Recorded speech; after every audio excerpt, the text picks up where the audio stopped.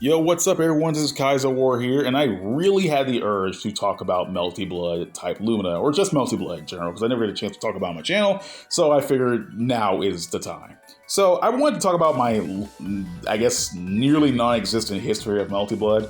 I've played only one thing of Melty Blood back in the day, and that was at Cadenza. The only reason I even played at Cadenza is because I know a friend who loves to import stuff, and he only imported this game on a whim because he thought it looked cool, so we played the game on his PS2.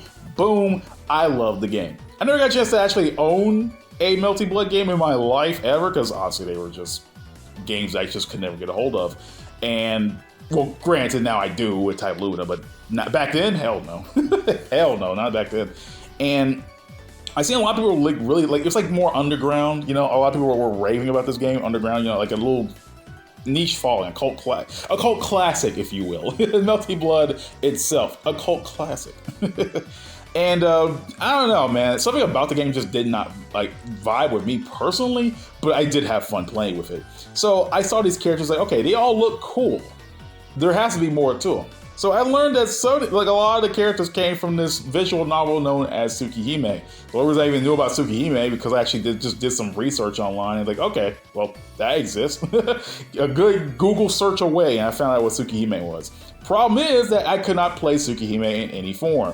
Obviously, it was Japanese exclusive only, and I had no way of figuring out how the hell, like, I had no, like, again, I had no idea of how to even, like, fathom what Tsukihime was. I mean, yeah, there were, like, YouTube videos on it, but this was early YouTube, and, you know, obviously we're not gonna get the entire visual novel on early YouTube. So that was a bust. I couldn't play the game myself because of literally there was no way I was gonna play the game myself. No way. So that plan was out. So I thought, okay, what is the next closest thing to Tsukihime I can, you know, consume to understand these characters?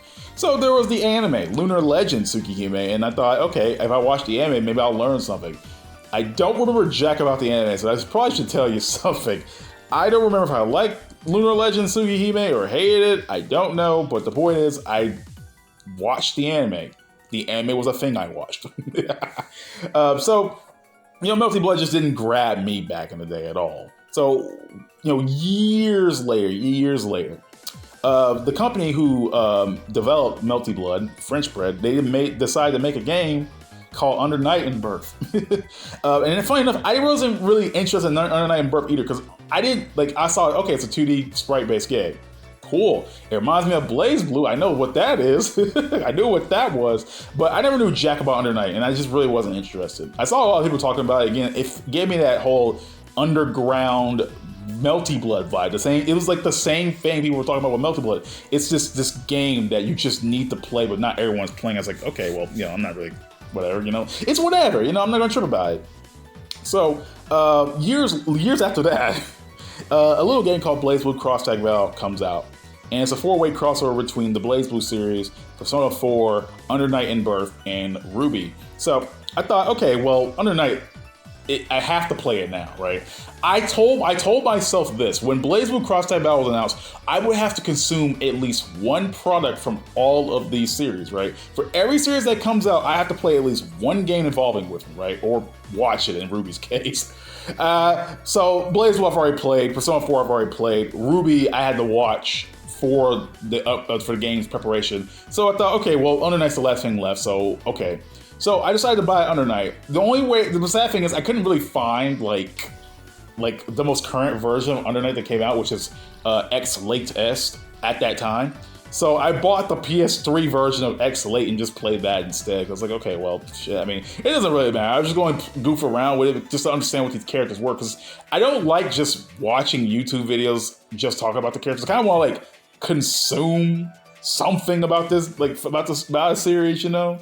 Like I want to play a game or watch a thing about this series, you know, that kind of thing.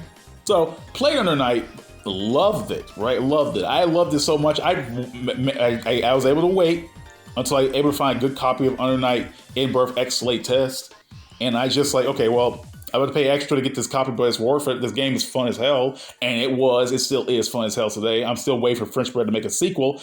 Anyway, but yeah, learning that French Bread was the ones who even made like Under Night as well. I was like, okay, this gives me that feeling. Like, these games just have this link to them, and to my surprise, a character in Under Night was Sion, who, well, she's technically known as Eltnum in Under Night, but she's Sion from Melty Blood, the main character, I guess you would say, the main character. So I was like, okay, this is kind of cool. You know, they're using this character in this game, and she plays fun as hell. And I was like, okay, well, they have to make a new, like, Type Moon has to have a new Melty Blood game made now, right? They have to. There's no way, dude. And to my utter shock and disbelief, they actually made Melty Blood type Lumina. It's insane that this game even came back. And on top of that, a Tsukihime remake. A Tsukihime remake still stuck in Japan, but hell, it's still here. It exists. At the very least, it exists, and I'm okay with that. But anyway, so I still didn't, I wasn't interested in Melty Blood as a whole yet, but I did get into other Type Moon properties like Fate, for example. So I thought, okay, well, I mean, I'm already playing Under Night, I'm in the Fate, so okay, I have to play Type Lumina now, and I waited for the game that came out. Funny enough, I didn't get it right away. I still had to wait for a little bit, and I was like, okay, well, everybody's talking about Tsukihime remake, and that's still in Japan, so that bums me out. But, whatever. It's cool that they're adding characters from the Tsukihime remake into Type Lumina, and on top of that, this game's apparently a prequel, so that means I don't have to play So that means I don't have to play the remake of Tsukihime to understand these characters. Like, I just play this game first. That's kind of cool. So that was pretty much that. And when the game came out, oh my god, I was like, oh my god, this game is so good looking. Like, before I even actually played the game proper, I did see the Type Moon channel. They uploaded like gameplay of Type Lumina. It's insane, dude. It was insane how good this game looks. Like, I know this is probably going to sound sinful to some people, but I think this game right here is the pinnacle of 2D sprite worked games, because it is unreal of how Melty Blood Type Lumina looks, Like, a lot of 2D fighting games are really good looking. Like, Arc System makes some damn good ones, but there is something I don't know what French bread I don't know what French bread is on. I don't know what they're on, but whatever they're on, they need to keep taking more of it, because holy shit. Like, I thought Under Night looked good, but holy mother of God, they popped off. They popped off with Type Lumina. This game looks unreal, dude. Like, how good this game looks is unreal, I swear to God. And I told myself when I played Under Night in Birth, I was like, they need to make a new game looking like this, because Under Night looks good. If they made a Melty Blood game that looks like this, it'd be insane. But no, they surpassed Under Night. Holy shit. This is the best 2D game I've ever, 2D sprite-based fighting game I've ever seen in my life. Holy shit. So, they started releasing more characters, which was pretty awesome, because all the characters they released so far were free DLC. I give Melty Blood praise. I can give Melty Blood praise on that alone, because no fighting game out here does all their DLC characters for free. You can buy the game at a reduced price. The game has a fair amount of content. The game is actually fun to play, and you get free DLC. How much money is Type Moon giving French Break to do this? It's insane. Other fighting games need to learn a goddamn. You know how long it takes to make a sprite? You know how long it takes to make a sprite-based character? And they do it shit for free? Are you kidding me? What the hell? How much money is Type Moon giving French Bread? Ain't no way, dude. Ain't no way. Ain't no way. This is real. Even I'm still trying to come to grips with, how in the hell, dude? How does this game even get funding? How is this game even making any money? But anyway, as I said before, amazing sprite work. Free DLC is always a good thing in my book. Hell, Fate characters are here too. Granted, a few of them are from Fate Grand Order, but I don't mind. A lot of people I know hate that. And granted, Saber's the only non-Fate Grand Order character, originate from Fate Grand Order. Of course she was going to make it in here. I saw that one coming a mile away. Saber, dude, Saber makes money. So you could plaster Saber's face on anything and it will sell. It's insane. And I feel like people who are hating on her, I was like, what do you expect, dude? It's Type Moon. What did you expect? They're putting Saber in everything they got now. What the hell are you talking about? They're putting Saber in everything. She makes money. Like, her face is on the goddamn app logo. Saber is the moneymaker, dude. But anyway, yeah, of course Saber's gonna make it. And if Saber had this game sell a few extra copies, I'm okay with that. She plays fun as hell. I think that's the one good thing about Saber. Every game they put her in, she plays like she plays awesomely in those games, right? In Fate Unlimited Codes, she's my favorite character to play in that game. You put her in Nitro Plus Blasters, she's my favorite character to play in that game. In this game, she's not exactly my favorite character to play in Melty Blood type Luna, but I like playing as her. Honestly, Raito comes back with his amazing soundtrack. I love Raito as a composer. I don't know if I'm even saying his name right. I apologize. But I like him as a composer, not only for his amazing music from Under Night and Melty Blood, but I really like how communicative he is with his audience. He really likes to talk with his audience and stuff like that. He makes YouTube videos constantly. He remastered Melty Blood music. He didn't have to do all that. It's insane. It's kind of, I like this guy. I really do. And I just the gameplay. I can't really describe the gameplay of Melty Blood because I suck at this game. Even with all the simple controls and stuff like that. But I really like how this game feels. It has a good feel to it. I have no idea how to describe it because, again, I'm not very good at describing literally how games play, but this game feels fun to play, right? Now, do I have issues with the game? Yeah, I do have a couple of issues, but they're incredibly minor ones. But yeah, I don't really have that many complaints about this game. I mean, hell, first of all, they let you customize the color on your character. A bunch of other games, outside of old video games, older fighting games, no fighting game this day lets you just customize the colors on your character, right? I praise Chaos Code for that, and again, options there are limited. But the fact that they gave you an option instead of just piling on DLC of, oh, you want this cool color, you better pay $39.99 for this whole pack of colors. No, I don't want to hear that shit. No, they give you the ability to customize the colors of your character. That's something as simple as that is awesome, right? This is something that's simple, right? They give you a bunch of voice packs in the gallery. They don't force you to pay for that shit like other fighting games do. Right? That shit pisses me off more than anything. I swear to God, why does Melty Blood do the things I like? Why can't this game piss me off? This game has not yet to make me angry for all the dumb shit. This game avoids a lot of the dumb shit current fighting games do. Hell, it has rollback netcode, man.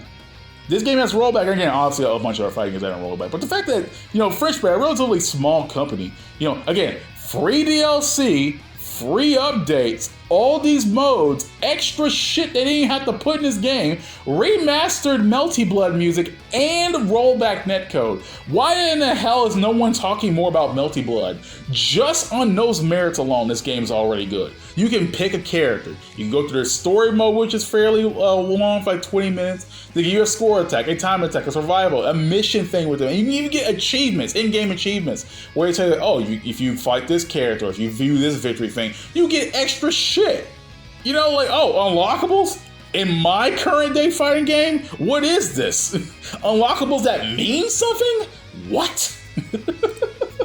But seriously though, I just wish Type Luna was talked about more. I know a lot of people just hate this game.